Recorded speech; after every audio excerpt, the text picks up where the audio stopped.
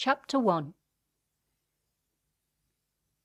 "In a moment, when we leave the trees, you'll be able to see the house," said Mr. Darcy.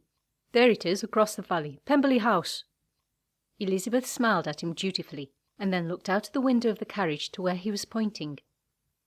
The house was large and handsome even at this distance, and its situation on a rising hill above the water was lovely. Of course she had expected as much, having heard its praises sung by Miss Bingley as well as Darcy himself. In other circumstances she might have been delighted by it. She became aware that his eyes were upon her, awaiting her response. Obediently she turned to him and said, "It is lovely, sir. I do not believe I've ever seen a house more fortunately situated." His face warmed with pleasure, and Elizabeth hurriedly looked out of the window again, pretending to examine the nearer aspects of the house as they drove along a stream which wound its way downhill. There was no denying the beauty of the park. It would be some consolation to have such fine-looking grounds to wander through whenever she wished. The driver called out to the horses as they pulled up in front of the house. Darcy stepped out immediately, then turned to offer his hand to Elizabeth. She placed her own upon it, accepting his support as she stepped down, and then allowed him to bring her hand to his lips for an intimate caress. There was no point, after all, in pretending he did not have the right, or that he had not spent the previous night taking every imaginable liberty with her body. She had no reason to complain. He had been kind and gentle, but after a second long day of travel her spirits were flagging, and she found the pretence of happiness more difficult to sustain. He did not release her hand, and eventually she glanced up at him to find a slight smile upon his lips. "Welcome to Pemberley, Mrs. Darcy," he said with evident satisfaction. To Elizabeth's relief, the rooms and furnishings of Pemberley House showed more restraint and true elegance than she had expected. She had tried to imagine living in an even grander and more ostentatious version of Rosings. At least her surroundings would be more pleasant than that. It demonstrated more good taste on Mr. Darcy's part than she would have anticipated. In all fairness, she had to admit there had been no reason to think he lacked taste beyond the garishness of his aunt's residence.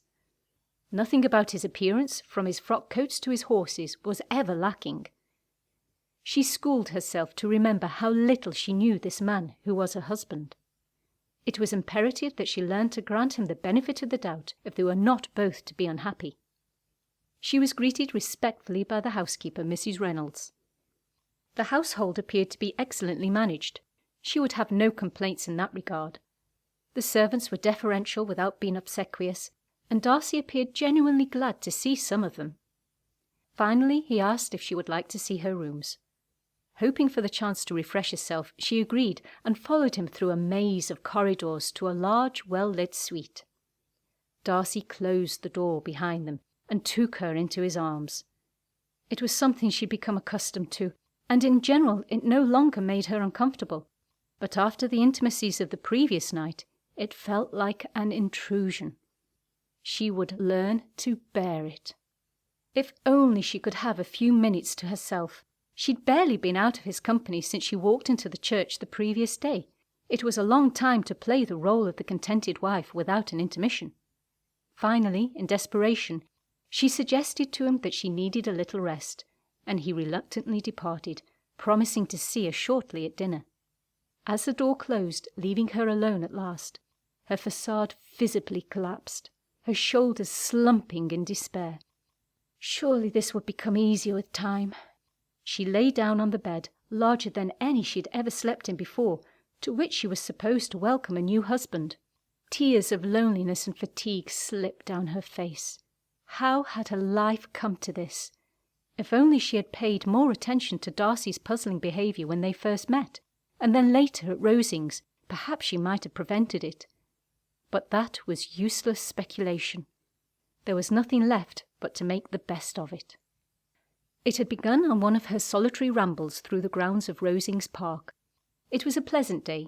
The sun was shining in a clear sky, and Elizabeth enjoyed the crisp air of the morning with no hint of the disaster to come. As had happened more than once before, she came across Mr. Darcy whilst passing through her favourite glade, and again he seemed to find it necessary to accompany her back to the parsonage. Wishing she was still alone, Elizabeth had only half attended to his occasional forays into conversation.